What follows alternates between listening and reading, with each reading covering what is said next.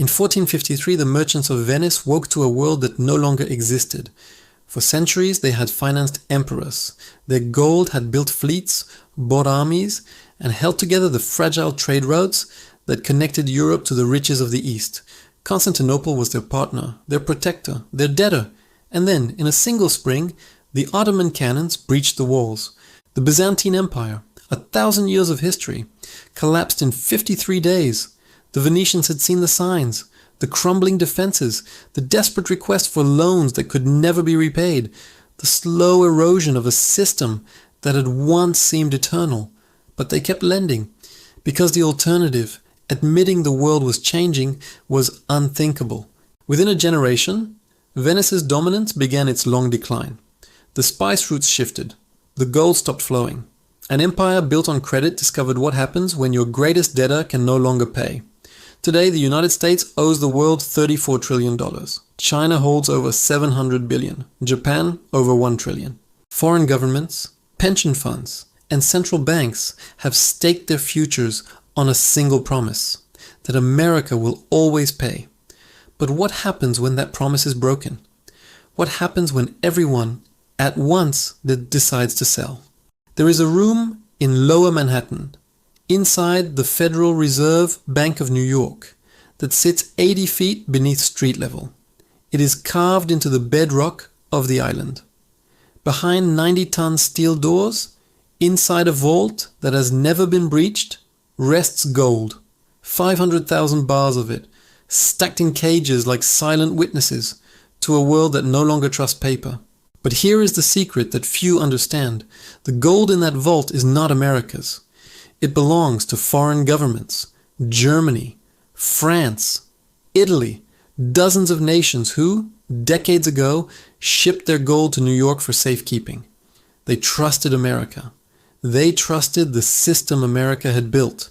And yet above ground, in the trading floors and treasury auctions and digital ledgers that circle the globe, a far larger promise is being tested every single day. $34 trillion. That is the current debt of the United States government. A number so vast it has lost all meaning. If you counted $1 per second, it would take you over 1 million years to reach 34 trillion. But this is not just a number. It is a promise, written on treasury bonds, encoded in financial systems, embedded in the retirement funds of teachers in Tokyo and factory workers in Frankfurt. The promise is simple. Lend us your money and we will pay you back. With interest, guaranteed by the full faith and credit of the United States. For 80 years the world has believed this promise. The question is, what happens when they stop? Who holds America's debt? To understand the danger, you must first understand the architecture. The US national debt is not owed to a single creditor. It is dispersed across the planet, woven into the foundations of the global financial system like rebar in concrete. As of early 2024, foreign governments and investors hold approximately $7.9 trillion in US Treasury securities. This is money that countries, sovereign nations, have lent to America. Japan leads the list. Over $1.1 trillion. For decades, Japan ran enormous trade surpluses with the United States. American consumers bought Japanese cars, electronics, machinery, and Japan, rather than converting those dollars into yen, recycled them back into US treasuries. It was a silent bargain. You buy our goods, we buy your debt. China follows, approximately $770 billion, down from a peak of nearly $1.3 trillion in 2013. The decline is not accidental. It is policy. Quiet, deliberate, accelerating. The United Kingdom holds over $720 billion. Smaller nations, Belgium, Luxembourg, the Cayman Islands, appear on the list not because they are wealthy, but because they serve as financial conduits, custodians for assets that belong to entities who prefer not to be named. But foreign holdings are only part of the picture. The largest single holder of US debt is the United States itself. The Federal Reserve owns nearly $5 trillion in treasury securities, purchased during waves of quantitative easing following the 2008 financial crisis and the 2020 pandemic. The The Social Security Trust Fund holds another $2.7 trillion in special issued treasury bonds, IOUs from one part of the government to another, domestic institutions, pension funds, insurance companies, mutual funds, commercial banks hold trillions more. The bonds in your retirement account, the reserves backing your insurance policy, the collateral underpinning the money market fund, where you park your savings. All of it ultimately is a claim on the US government's ability to pay. This is the system. This is the machine. And it runs on one fuel: trust, the invisible architecture of confidence. Treasury bonds are often called the risk-free asset. In financial models, they are the baseline, the 0 point against which all other risks are measured. But there is no such thing as a risk-free asset. There is only an asset that no one currently believes will fail. The US Treasury market is the largest, most liquid financial market on Earth. Over $750 billion in treasuries trade every single day. They serve as collateral for trillions of dollars in derivatives, repo agreements, and interbank lending. When a bank needs to borrow overnight, it posts treasuries as security. When a hedge fund levers up a position, it uses treasuries as the foundation. If you remove treasuries from the system does not function. This is why, when credit rating agency Standard & Poor's downgraded US debt from AAA to AA+ in August 2011, the world did not stop buying. Where else would they go? German bonds? Japanese government bonds? The market for those securities is a fraction the size. America's debt is not just debt. It is infrastructure. It is the operating system of global finance. And operating systems, as any engineer will tell you, have vulnerabilities. The unspoken bargain. Why do foreign nations lend to America? It is not charity. It is not even investment in the traditional sense. It is a bargain, one that has held since the end of World War II, though its terms have never been written down. The bargain works like this. America consumes. It runs trade deficits, importing more than it exports, buying goods from the world and paying in dollars. Those dollars flow to exporting nations: China, Japan, Germany, South Korea, the oil states of the Gulf. Those nations in turn face a choice. They can convert dollars into their own currencies, which would strengthen their exchange rates, make their exports more expensive, and threaten their economic models. Or they can recycle the dollars back into American assets. Most choose the latter.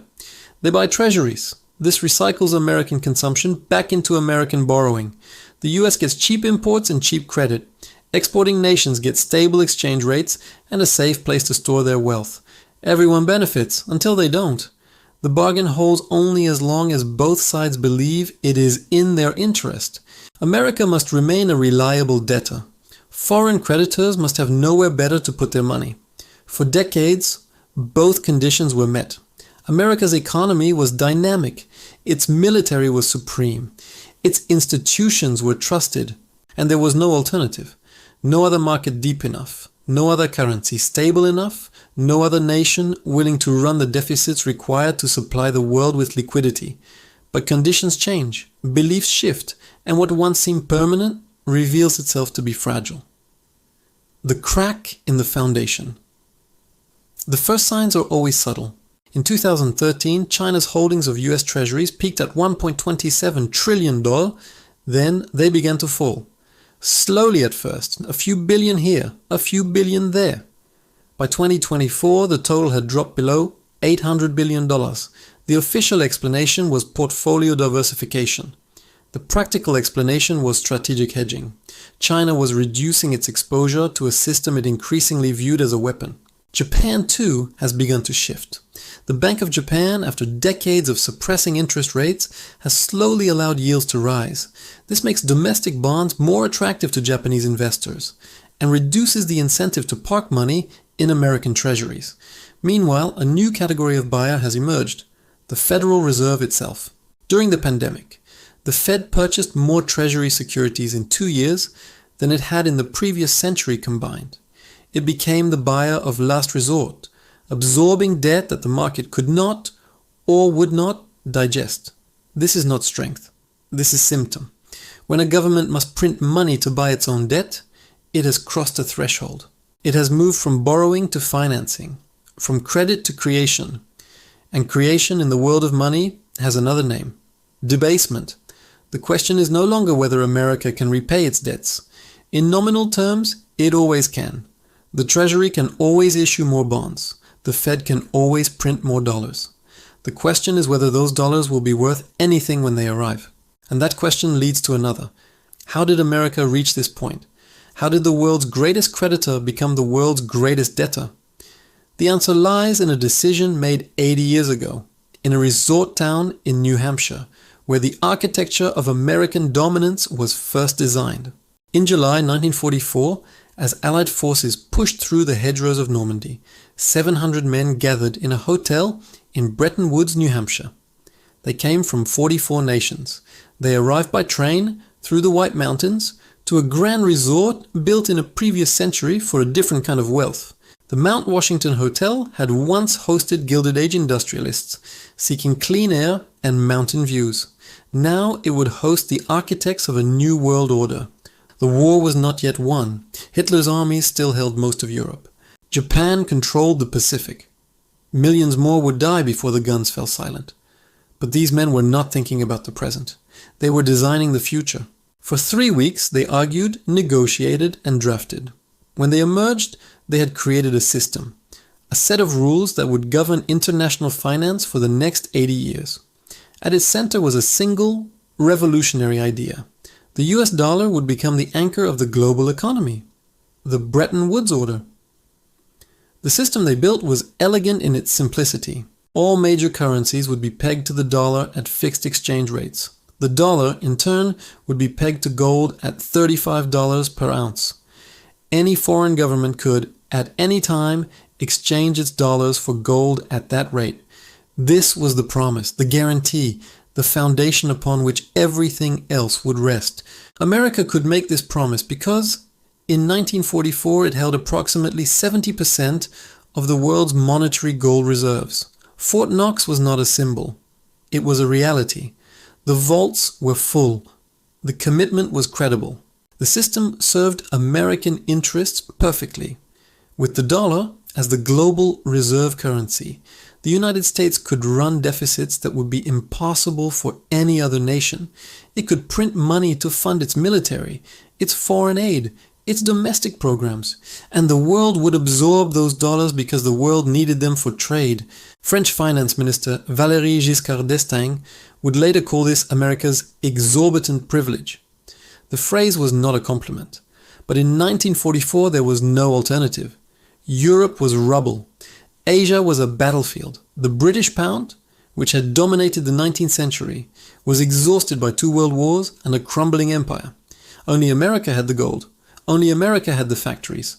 Only America had emerged from the war stronger than it entered. And so the world accepted the dollar. Not because they loved America, but because they had no choice. The slow bleeding of gold. The system worked for a time. Through the 1950s, America ran trade surpluses. Dollars flowed out to rebuild Europe. And Japan then flowed back as those nations purchased American goods. The gold remained in the vaults. The promise held. But the 1960s changed everything. President Kennedy launched the space race. President Johnson launched the Great Society and escalated the Vietnam War. Guns and butter, as the economists called it, massive spending on both military and domestic programs, financed not by taxes but by deficits. Dollars flooded the world, far more dollars than there was gold to back them. Foreign governments noticed. They did the math. At $35 per ounce, America's gold reserves could cover only a fraction of the dollars in circulation abroad. France, under President Charles de Gaulle, began converting its dollar holdings to gold. Plane loads of bullion flew from New York to Paris. De Gaulle was not subtle about his intentions. In 1965, he held a press conference calling for a return to the classical gold standard and accusing America of abusing its monetary privilege. Other nations followed. The gold bled out of Fort Knox, slowly at first, then faster. By 1971, America's gold reserves had fallen to $10 billion. Foreign dollar claims exceeded $40 billion, and the math was impossible. If every nation demanded gold at once, America would default. Something had to give. Nixon closes the window. On August 15, 1971, President Richard Nixon addressed the nation from the Oval Office. The speech was scheduled for a Sunday evening. Prime time, maximum audience. Nixon announced a series of economic measures: wage and price controls, import surcharges, tax cuts. But buried in the middle was a single sentence that changed history. I have directed Secretary Connolly to suspend temporarily the convertibility of the dollar into gold. Temporarily. The word was a lie, and everyone knew it. The gold window was never reopened. The link between the dollar and gold, the foundation of Bretton Woods, the promise that had anchored the global economy for 27 years, was severed. Nixon called it a defense against international money speculators. Treasury Secretary John Connolly was more direct. When European finance ministers complained, he replied, "The dollar is our currency, but it's your problem." The world was stunned. But what could they do? Return their dollars?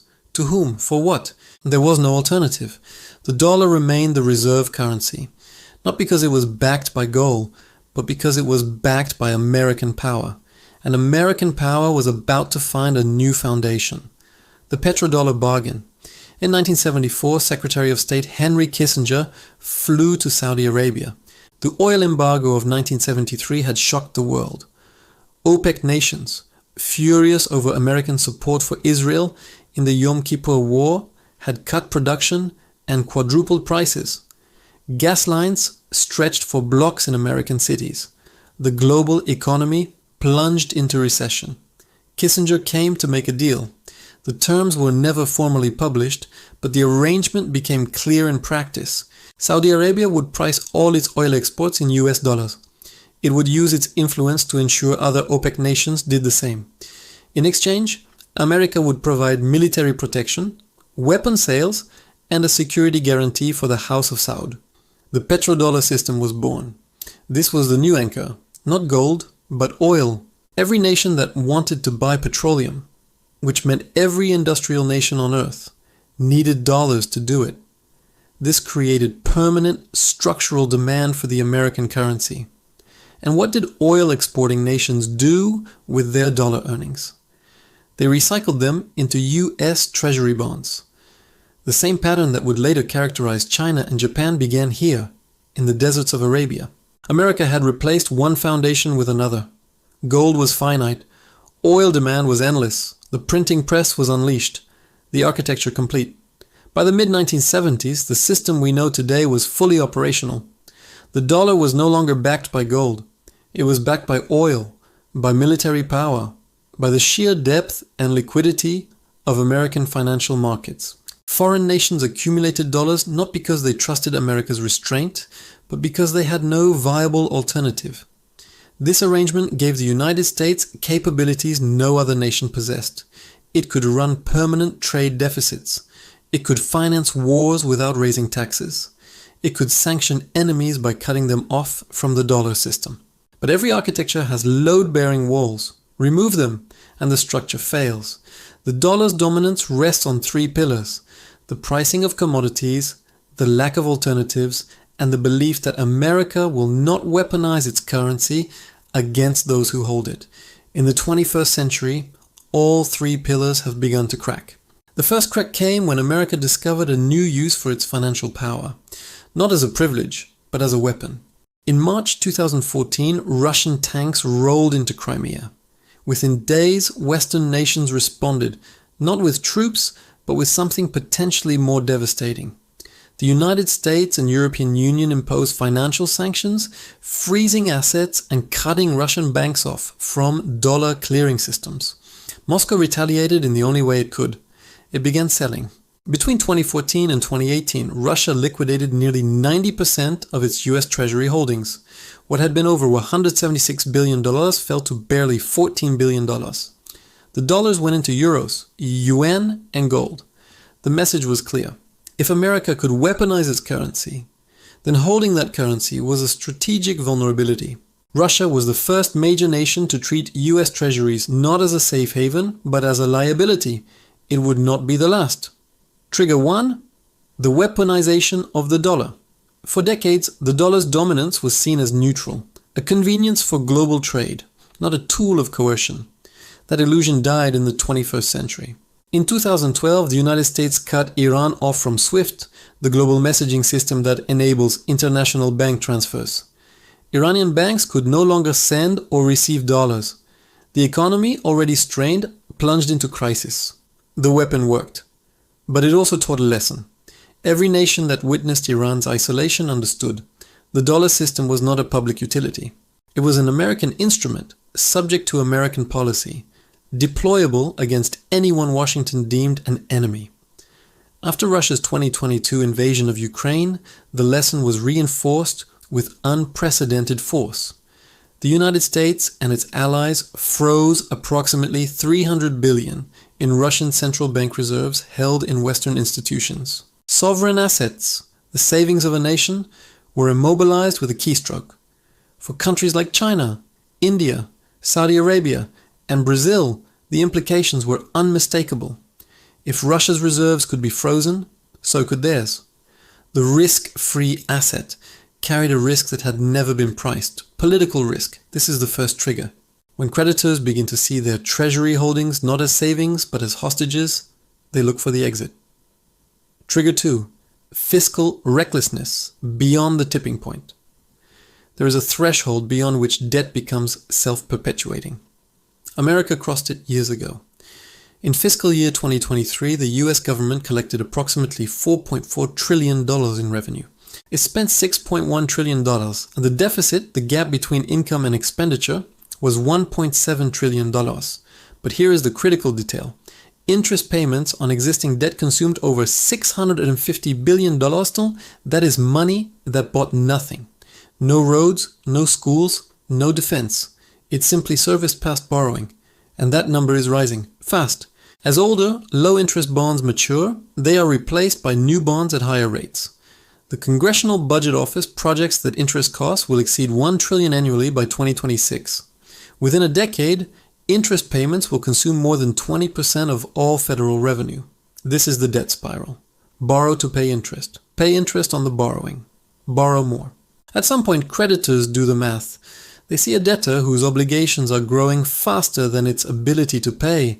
They see a government that cannot balance its budget even in peacetime, even with low unemployment, even with a growing economy.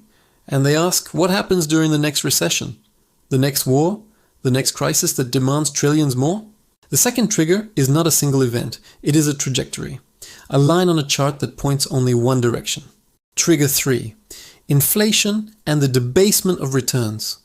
A bond is a promise to pay a fixed amount in the future, but that promise is denominated in currency. And currency can be debased. If you lend America $1,000 today and receive $1,050 in 10 years, you have earned a nominal return. But if inflation averaged 5% annually during that decade, your real return is negative. You have been paid back in dollars that buy less than the dollars you lent. This is the silent default. The debtor honors the letter of its promise while violating its spirit. In 2021 and 2022, inflation in the United States surged to levels not seen in 40 years. Consumer prices rose over 9% year over year. The purchasing power of the dollar eroded faster than treasury yields could compensate. Foreign creditors noticed. China's holdings of treasuries, already declining, accelerated their fall. Japan's pension funds, insurance companies, and banks began hedging their dollar exposure more aggressively. The third trigger fires when creditors conclude that America's central bank will choose inflation over austerity, that it will print money rather than allow a debt crisis. At that point, lending to America becomes a guaranteed loss in real terms. Why accept a 3% yield when you expect 4% inflation? You are paying America to borrow from you. Trigger 4. The emergence of alternatives. The dollar's dominance has always rested partly on the absence of alternatives. That absence is ending. In August 2023, the BRICS nations, Brazil, Russia, India, China, and South Africa held their annual summit in Johannesburg. The agenda included something unprecedented: serious discussion of a common currency or alternative payment system to bypass the dollar. No single currency emerged. The technical and political obstacles remain immense, but the conversation itself was significant. For the first time, major economies representing over 40% of the world's population were actively planning for a post-dollar future. China has already built the infrastructure. Its cross-border interbank payment system, CIPS, processes yuan transactions outside Western networks. Bilateral trade agreements with Russia, Saudi Arabia, Brazil, and others increasingly settle in local currencies rather than dollars. Meanwhile, central banks are buying gold at the fastest pace since 1967. In 2022, they added over 1,100 metric tons to their reserves. In 2023, the pace continued. This is not investment, it is insurance, a hedge against a system they no longer fully trust. The fourth trigger does not require a perfect alternative. It only requires an adequate one. When creditors believe they can store wealth outside the dollar system without catastrophic loss, they will diversify. Slowly at first, then all at once. Trigger 5. The loss of confidence itself. The final trigger is the most dangerous because it is self-fulfilling.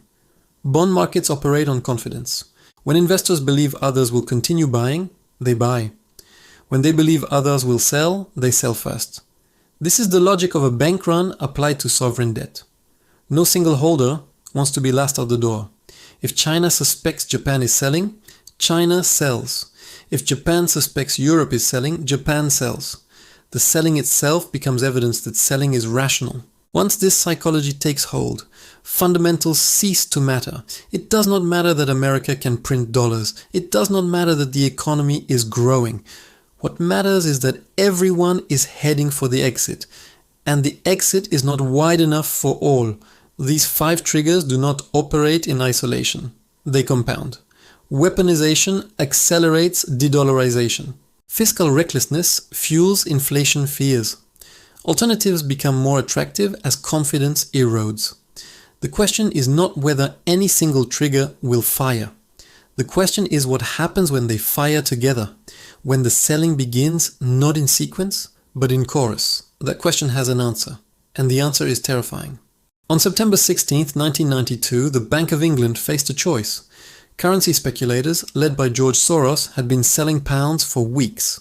They believed Britain could not maintain its peg to the German mark within the European exchange rate mechanism. The Bank of England disagreed. That morning, the bank raised interest rates from 10% to 12%.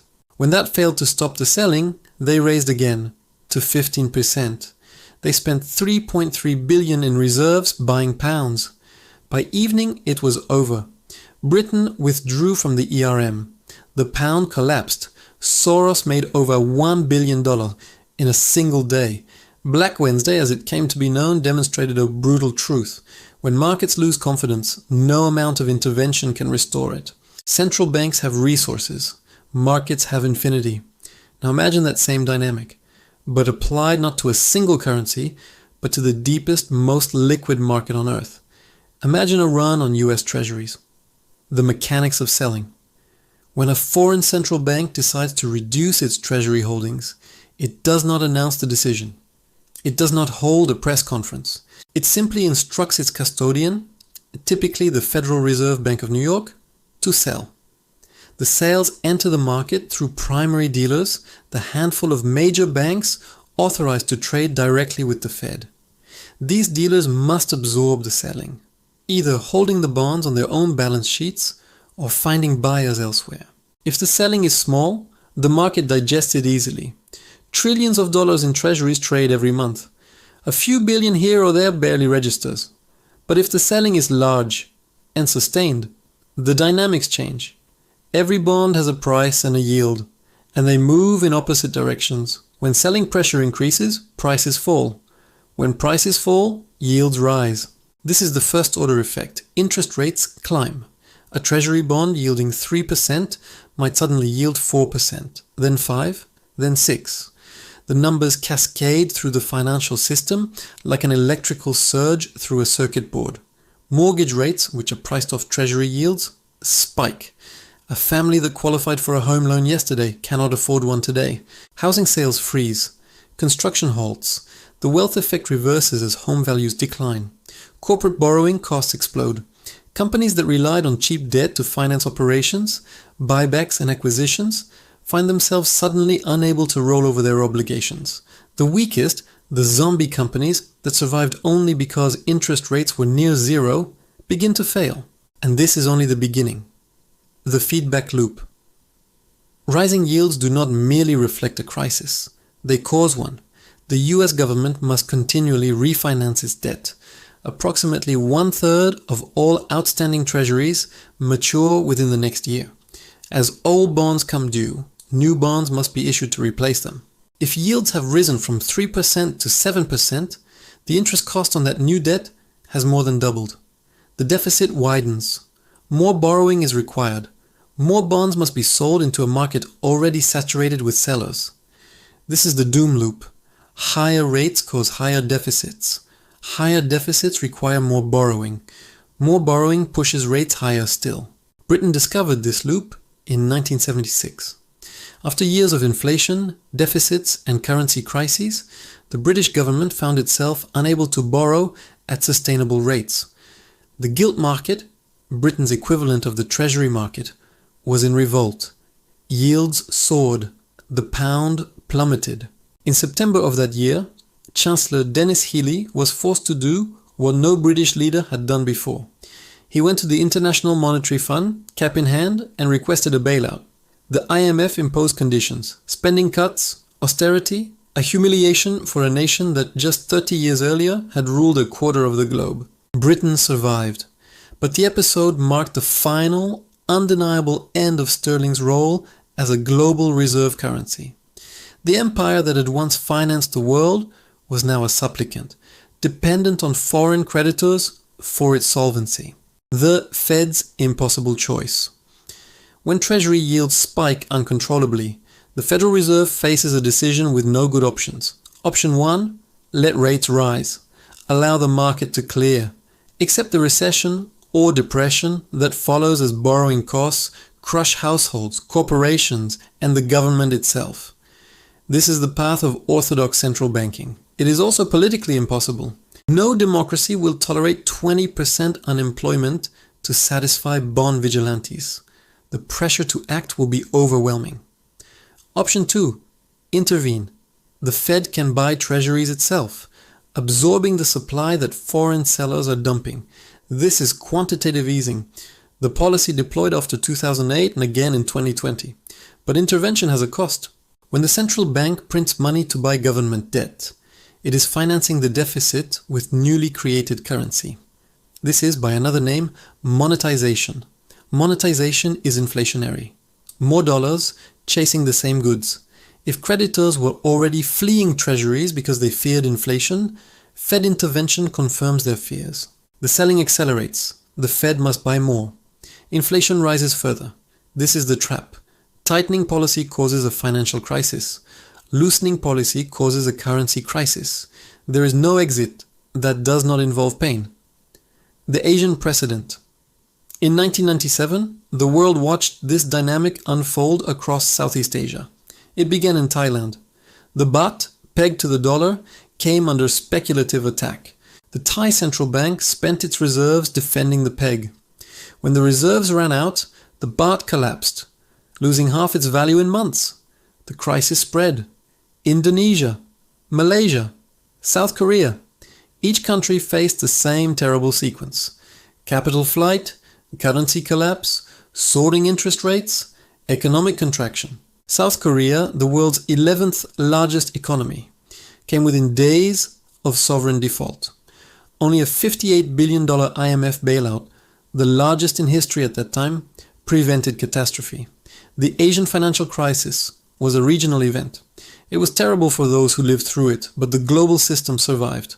The dollar in fact strengthened as capital fled to safety.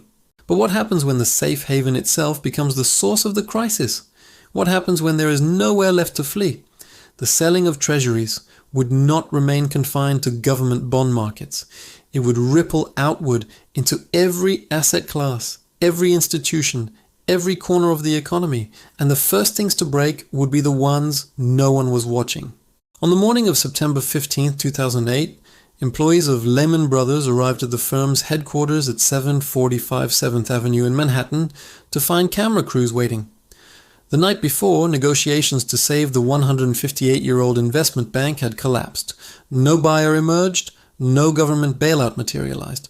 At 1:45 a.m., Lehman filed for bankruptcy, the largest in American history. Within hours, the global financial system began to seize. Money market funds, supposedly the safest investments available, broke the buck, falling below $1 per share. Interbank lending froze as institutions refused to trust one another. Stock markets collapsed. Credit markets locked shut. The crisis was not caused by treasury bonds, but it revealed something critical about the modern financial system. Everything is connected. Pull one thread and the entire fabric unravels. Now imagine the thread being pulled is not a single investment bank. Imagine it is the US Treasury market itself. The housing market, first of all American housing, is built on debt. The 30-year fixed-rate mortgage, a product that exists almost nowhere else in the world, allows families to buy homes with monthly payments stretched across decades. The interest rate on that mortgage is determined ultimately by Treasury yields. When Treasuries sell off and yields spike, mortgage rates follow within days. In early 2022, the average 30-year mortgage rate was approximately 3%. By late 2023, it had climbed above 7%. The effect on housing was immediate. Sales volume collapsed by over 30%. Home prices, after years of relentless appreciation, began to stall and in many markets decline. This was with yields rising gradually, in an orderly fashion, driven by Federal Reserve policy. Now imagine yields rising chaotically, not by 1 or 2 percentage points over 18 months, but by 3 or 4 points in a matter of weeks. Mortgage rates would surge into double digits. The housing market would not slow. It would stop. Transactions would cease. Prices would crater. The wealth stored in American homes, on approximately $45 trillion, would evaporate, and housing is only the first domino. Corporate debt, the zombie apocalypse. For 15 years, corporations gorged on cheap money. Interest rates near zero made borrowing irresistible. Companies issued bonds not to build factories or fund research, but to buy back their own stock, inflating earnings per share and executive compensation. Corporate debt in the United States now exceeds $13 trillion. Much of this debt is held by companies that cannot survive without continuous access to cheap credit. Analysts call them zombie companies, firms whose operating income does not cover their interest payments. They survive only by rolling over debt, borrowing new money to pay old obligations. Estimates vary, but studies suggest that between 15 and 20% of publicly traded US companies qualify as zombies. In a world of 3% interest rates, they stumble along. In a world of 8% rates, they die. Mass corporate bankruptcy would trigger cascading defaults. Suppliers would not be paid. Workers would be laid off. Banks holding corporate bonds would face losses. The commercial real estate market, already stressed by remote work, would collapse as tenants disappeared. The 2008 crisis began with mortgage-backed securities. The next crisis may begin with corporate bonds. Pension funds and insurance, the silent victims. There is a category of investor that most people never think about until it is too late. The institutions that hold your future. Pension funds, both public and private, are required to hold safe assets to match their long-term liabilities. For decades, treasury bonds have been the core of those portfolios. State pension systems, corporate retirement plans, and union funds collectively hold trillions in government debt. Insurance companies face similar requirements. The premiums you pay for life insurance, annuities, and long-term care are invested in bonds that will theoretically be there to pay claims decades from now. When treasury prices collapse, these institutions face immediate losses. Their balance sheets deteriorate. Their funding ratios, the measure of assets against liabilities, plummet. This is not hypothetical. In October 2022, British pension funds nearly imploded. The trigger was a poorly designed fiscal plan that spooked the gilt market. Yields spiked. Pension funds, which had used complex derivative strategies to hedge their liabilities, faced margin calls. They were forced to sell gilts to raise cash, which pushed yields higher, triggering more margin calls. The Bank of England intervened with emergency bond purchases. The crisis was contained, but it exposed the fragility lurking beneath the surface of institutions that millions of people depend on for retirement. American pension funds are larger, more complex and more exposed to treasuries than their British counterparts. A disorderly sell-off would threaten the retirement security of tens of millions of Americans. Global contagion. The fire returns. When the center of the financial system destabilizes, the periphery burns first. This is the pattern. It has repeated across centuries and continents, and it will repeat again. Emerging markets. Nations that borrow in dollars because their own currencies are not trusted internationally would face immediate devastation. As US yields rise, capital flees to safety. Emerging market currencies collapse. Debt denominated in dollars becomes unpayable. Turkey experienced a preview in 2018. A combination of political instability, inflation, and rising US rates triggered a currency crisis. The lira lost over 40% of its value in months. Inflation soared. The economy contracted. Turkish corporations, which had borrowed heavily in dollars and euros, defaulted in waves. Turkey was containable. It was a single country, mid-sized, not systemically important. But what happens when the crisis is everywhere at once? European banks hold substantial exposure to US assets. Asian financial institutions are deeply integrated into dollar markets. A treasury sell-off would not remain an American problem. It would become a global contagion. And here is the darkest irony. In a global crisis, investors typically flee to US treasuries as the ultimate safe haven. But if treasuries are the source of the crisis, there is no haven. There is no safety. There is only the search for anything, gold, land, commodities, that might hold value when paper promises fail. The Greek debt crisis of 2010 demonstrated how sovereign debt stress and banking stress reinforce each other. Banks hold government bonds. Governments backstop banks. When one weakens, both spiral downward together. America has both the world's largest sovereign debt market and the world's largest banking system. If both enter crisis simultaneously, the contagion will be unlike anything the modern world has witnessed, but this is not unprecedented. It has happened before, to empires far older, far prouder, and far more certain of their permanence than the United States. In 1557, Philip II of Spain ruled the most powerful empire on earth. Spanish galleons carried silver from the mines of Potosi across the Atlantic. Spanish armies dominated Europe. Spanish missionaries planted the cross from Manila to Mexico City. The sun, as courtiers boasted, never set on Spanish dominions. And yet, that year, Philip did something no Spanish king had done before. He defaulted. The crown declared a suspension of payments to its creditors. The Genoese bankers who had financed Spain, its wars, its fleets, its imperial ambitions. The debts were not cancelled outright. They were restructured, converted from short-term obligations into long-term bonds at lower interest rates. The bankers had no choice but to accept. Spain was too important, too powerful, too essential to the European financial system. They renegotiated, they adapted, they continued lending, and Philip defaulted again in 1560, in 1575, in 1596, 4 defaults in 40 years. Each time the pattern repeated, crisis, negotiation, restructuring, resumed lending. The empire was too big to fail, until it wasn't. The Spanish precedent. Spain's serial defaults did not cause an immediate collapse. The empire endured for another century, but each default extracted a cost, not in gold, but in trust. Interest rates on Spanish debt rose steadily. Bankers demanded higher premiums to compensate for the risk of lending to a sovereign that had broken its promises repeatedly. The cost of maintaining the empire, the armies in Flanders, the fleets in the Atlantic, the fortresses across 3 continents, grew heavier with each passing decade. By the mid-17th century, Spain was spending over 70% of its revenue on debt service and military costs. There was nothing left for investment, for infrastructure, for the future. The empire had mortgaged tomorrow to pay for yesterday. The decline was slow, then sudden. The Treaty of Westphalia in 1648 ended Spanish dominance in Europe.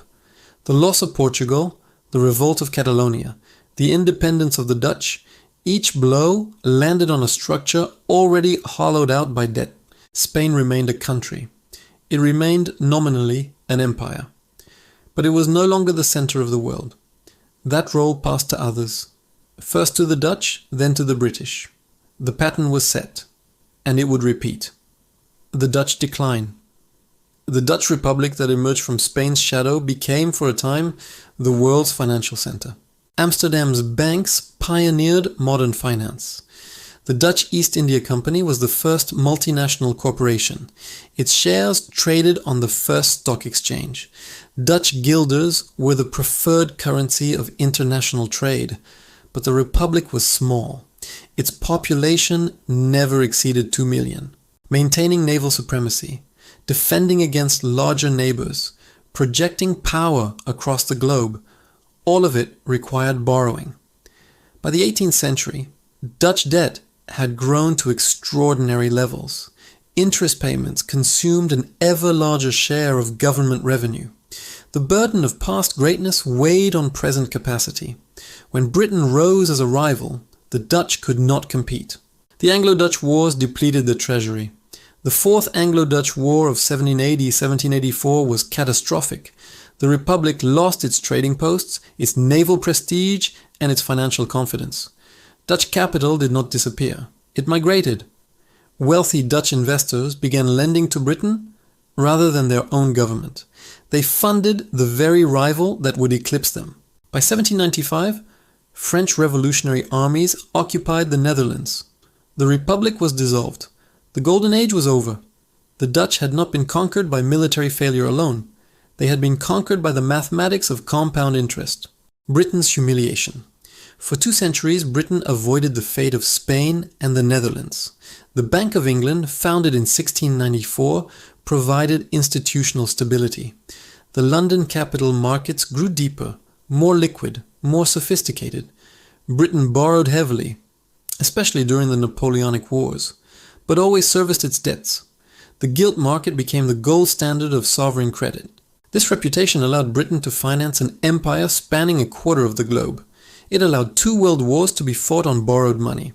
It allowed the illusion of permanence to persist long after the reality had faded. The illusion shattered in 1956. Egyptian President Gamal Abdel Nasser had nationalized the Suez Canal, the vital waterway connecting Britain to its Asian territories. Britain, along with France and Israel, launched a military operation to retake the canal. The operation was succeeding. British troops were advancing. And then the United States intervened. President Eisenhower opposed the invasion. He had multiple reasons: Cold War strategy, anti-colonial politics, fury at not being consulted.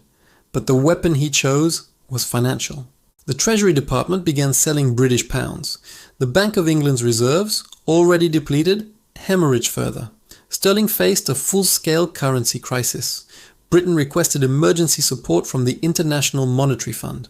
The Americans delivered their terms: withdraw from Suez or face financial ruin.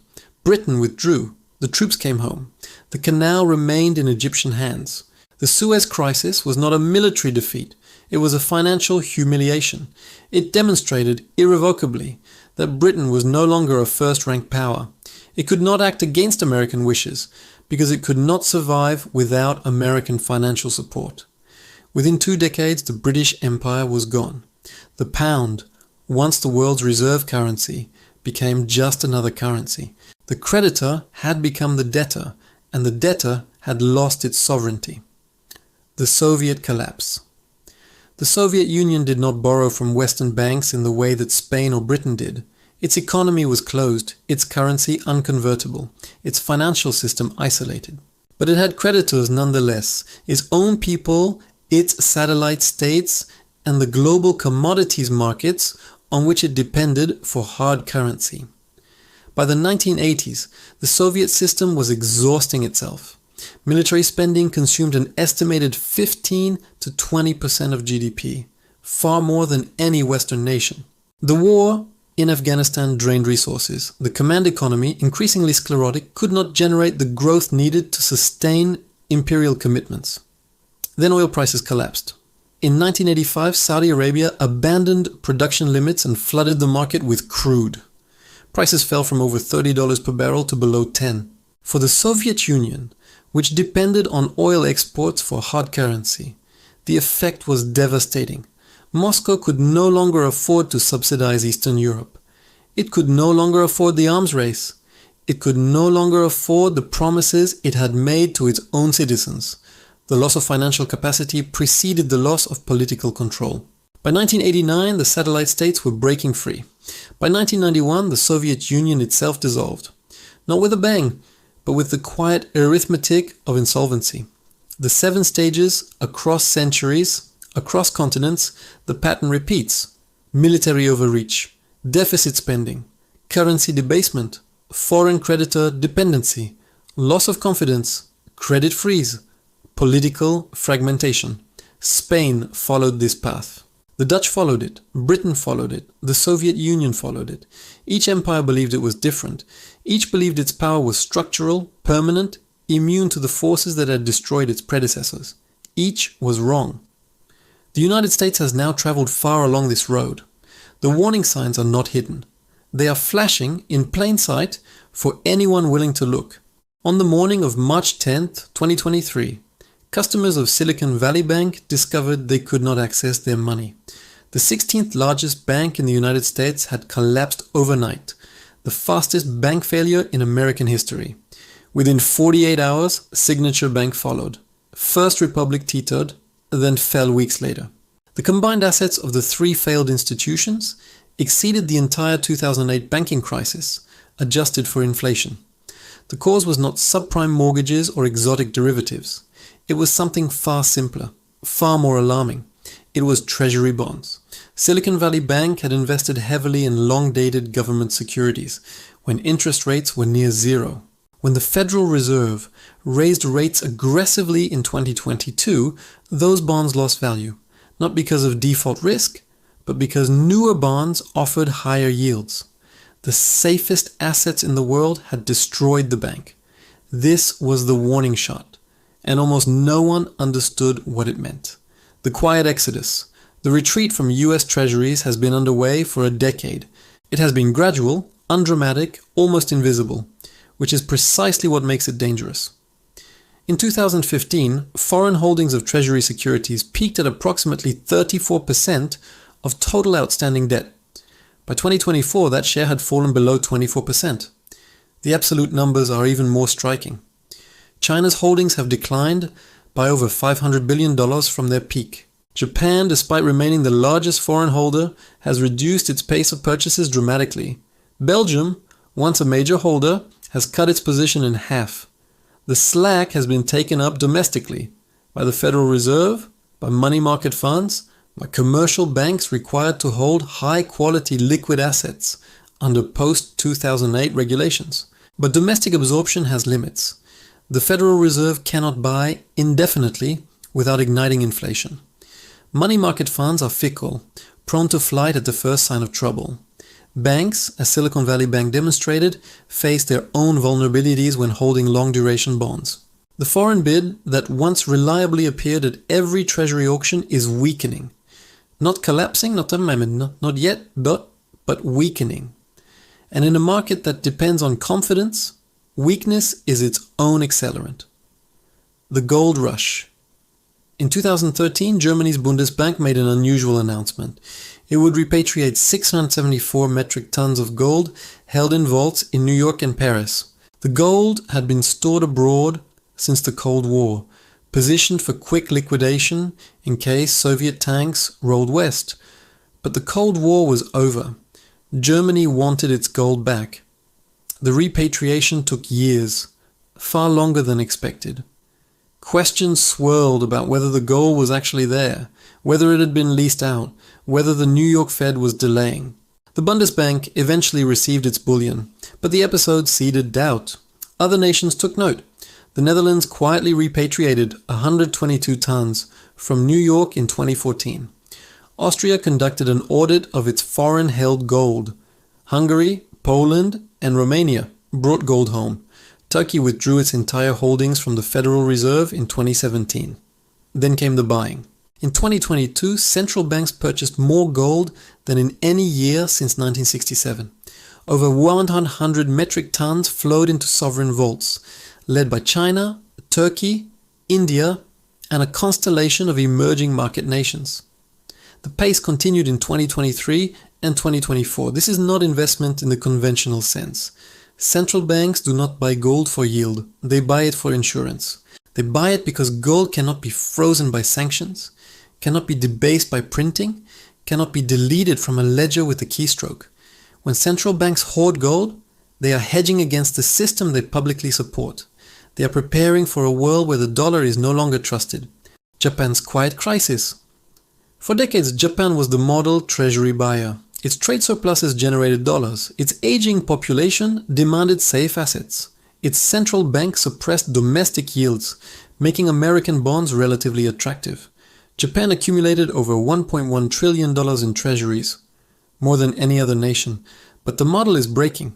In 2022, the Bank of Japan faced a crisis of its own making. Its policy of yield curve control, capping 10-year government bond yields at near zero, came under market pressure. Investors bet that the bank would be forced to allow rates to rise. They sold Japanese government bonds aggressively. The Bank of Japan intervened massively, buying bonds to defend its cap, but the pressure was relentless. In December 2022, the bank partially capitulated, widening its yield target. In 2023 and 2024, it widened further. As Japanese yields rise, the incentive for Japanese investors to hold treasuries diminishes. Why accept 4% from America when you can earn 3% at home without currency risk? Japanese institutions, pension funds, insurance companies, megabanks are the quiet giants of the treasury market. If they reduce their holdings significantly, the effect will dwarf anything China has done. And they are already reducing. The interest bomb. There is a number that should terrify every American policymaker. In fiscal year 2024, the United States spent more on interest payments than on national defense. This had never happened before. Interest costs exceeded $870 billion, consuming over 16% of all federal revenue. The Congressional Budget Office projects this will rise to $1.7 trillion annually by 2034. By then, interest will be the single largest line item in the federal budget, exceeding Social Security, exceeding Medicare, exceeding everything. This is the arithmetic of doom. The government borrows to pay interest. The interest compounds. The borrowing grows. The spiral tightens. At some point, the market will price this reality. Investors will demand higher yields to compensate for the risk of lending to a government that cannot control its finances. Higher yields will increase interest costs. Higher costs will widen deficits. Wider deficits will require more borrowing. The doom loop does not require a dramatic trigger. It only requires continuation of current trends. The invisible leverage. Beneath the surface of the treasury market lurks a structure few understand. The basis trade. Hedge funds have built massive positions exploiting small price differences between treasury bonds and treasury futures. The trade is profitable only with extreme leverage, sometimes 50 to 1 or higher. The total exposure is estimated at over $800 billion. If volatility spikes, if treasury prices move sharply in unexpected directions, these leverage positions will unwind violently. Forced selling will beget more selling. Liquidity will evaporate precisely when it is most needed. This is the hidden kindling, waiting for a spark. The warnings are not subtle, they are not theoretical. They are visible in the data, audible in the policy debates, palpable in the actions of foreign governments, quietly moving their reserves out of American paper. The question is no longer whether the system is fragile. The question is what remains when the fragility is finally exposed. In December 2001, the people of Argentina discovered that their money had become a prisoner. The government, facing a debt crisis it could no longer contain, imposed what it called the corralito, the little corral. Bank accounts were frozen. Withdrawals were limited to 250 pesos per week. Savings accumulated over lifetimes became numbers on a screen, visible but untouchable. The middle class, who had trusted the system, who had saved in dollars held by Argentine banks, found their dollar accounts forcibly converted to pesos. At an artificial rate, a fiction, a theft conducted through bureaucratic procedure. Riots erupted. 5 presidents came and went in 2 weeks. Supermarkets were looted. The social contract, strained for years, finally snapped. Argentina did not collapse because it lacked resources. It did not collapse because its people were lazy or its culture was flawed. It collapsed because its government had borrowed beyond its capacity to repay, and when the creditors finally demanded payment, there was nothing left but confiscation and chaos. The Corralito was not ancient history. It was not a tale from a distant empire. It happened in the 21st century, in a nation that had once been among the 10 wealthiest on earth. It can happen again. It can happen anywhere. It can happen here.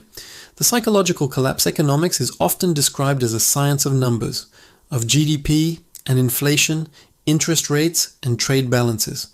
But economies are not machines. They are collective beliefs made manifest. Money works because people believe it works.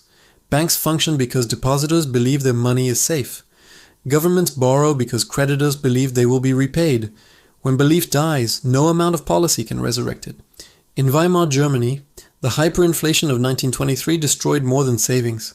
It destroyed the psychological foundation of an entire society. Workers were paid twice daily because their wages would lose half their value by evening. Families burned currency for heat because it was cheaper than firewood.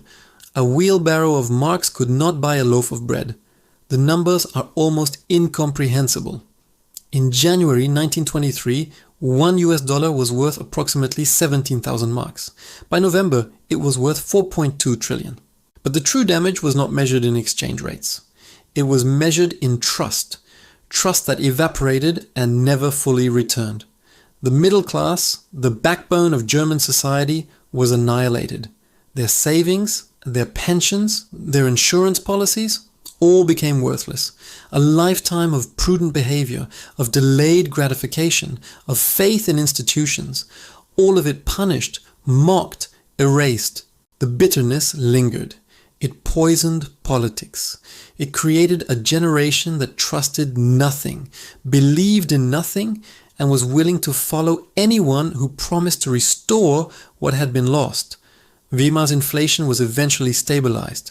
The currency was reformed, but the psychological scar remained, contributing to the conditions that would, a decade later, bring catastrophe beyond imagination. Economic collapse is not merely a financial event. It is a trauma that reshapes societies for generations. The managed decline. Not every fall is sudden. Some empires descend slowly, by careful steps, trading glory for stability, ambition for survival. Britain after 1945 chose managed decline. The war had bankrupted the nation. Lend-lease debts to America totaled over $30 billion in current terms. The empire, India, Africa, the Middle East, was restive, ungovernable, expensive. The pound, once the world's reserve currency, was under constant pressure. British leaders faced a choice. They could fight to maintain their position, spending resources they did not have, risking catastrophic collapse.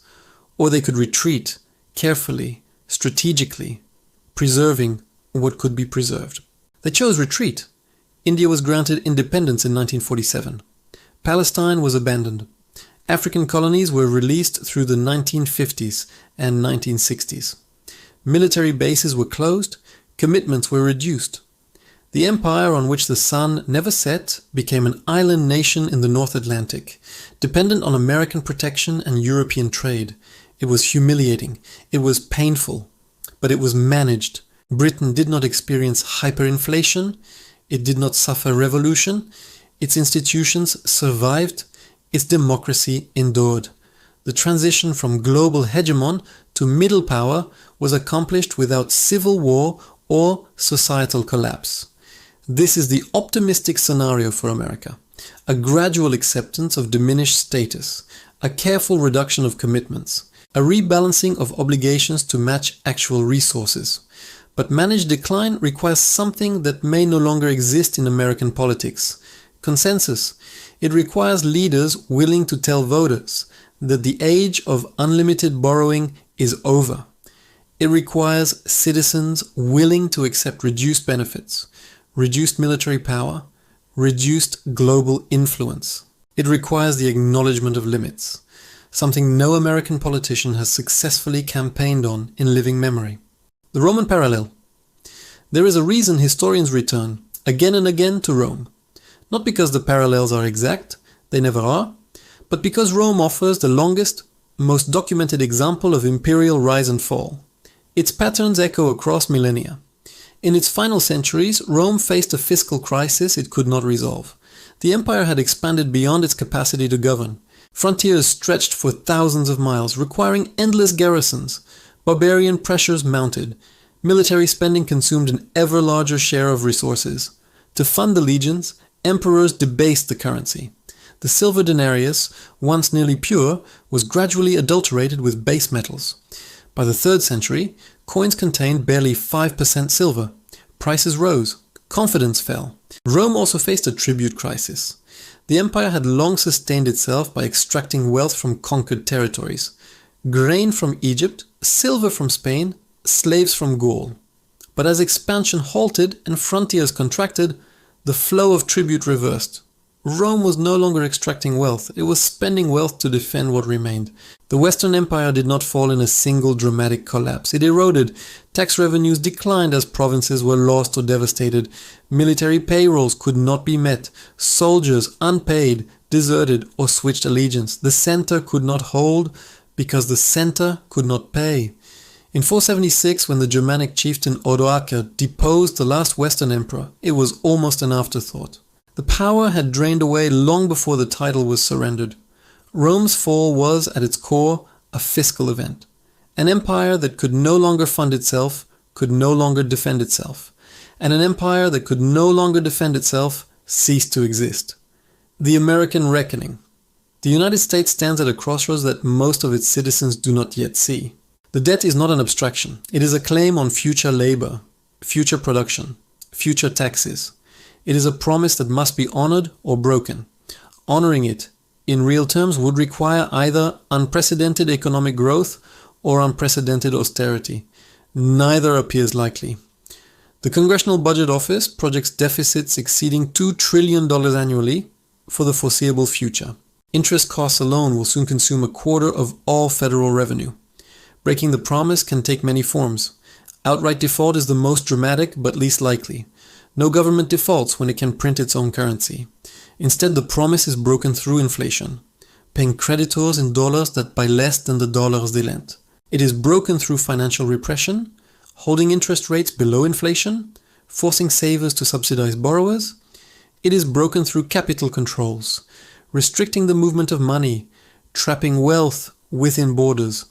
Argentina used all three. So did Britain. So in various combinations did every empire that found itself on the wrong side of the debt equation. The question for America is not whether adjustment will come, it is whether that adjustment will be chosen or imposed, gradual or sudden, managed or chaotic. What rises from the wreckage empires end. This is not tragedy, it is history. Spain did not disappear when its empire faded. The Dutch did not cease to exist when Amsterdam lost its primacy. Britain remains a prosperous, stable nation, despite no longer ruling a quarter of the globe. The end of American financial hegemony would not mean the end of America. It would mean the end of a particular arrangement. The exorbitant privilege, the unlimited borrowing, the ability to consume without producing, to spend without saving, to wage war without sacrifice. What replaces it is not yet clear. Perhaps a multipolar currency system, with dollars, yuan, and euros sharing reserve status. Perhaps a return to harder money anchored by gold or commodities. Perhaps something entirely new, digital, decentralized, beyond the control of any single government. The transition will not be painless. Those who hold their wealth in dollars, in treasury bonds, in assets denominated in American promises will bear the cost. The adjustment will fall hardest on those least prepared, the pensioners, the savers, the ordinary citizens who trusted a system they did not fully understand. The final question. In 1453, when the walls of Constantinople fell, the merchants of Venice had already seen the signs. They had watched the Byzantine Empire weaken for generations. They had continued lending anyway, because the alternative, admitting the world was changing, was unthinkable. Today, the signs are visible again. Foreign creditors are reducing their exposure. Central banks are hoarding gold. Alternative payment systems are being built. The arithmetic of American debt grows more impossible with each passing year. The world has not yet stopped lending to America. The treasury auctions still clear. The dollar still dominates. The system still functions. But systems that function can stop functioning. Confidence that exists can evaporate. Promises that were kept can be broken. The question is not whether the bill comes due. It always does. The question is not whether empires fall. They always do. The question is simply this. When everyone decides to sell, when the creditors of the world in Tokyo and Beijing and Riyadh and London conclude that American paper is no longer worth holding, what happens then? What happens to the mortgages and the pensions, the savings accounts and the insurance policies, the retirement dreams of 200 million Americans who never asked to be caught in the unraveling of an empire? What happens when the world's safe haven becomes the world's greatest risk? The hour is late. The warnings are flashing. The pattern, Spain, the Dutch, Britain, Rome, has never been broken. And this time, there is nowhere left to hide.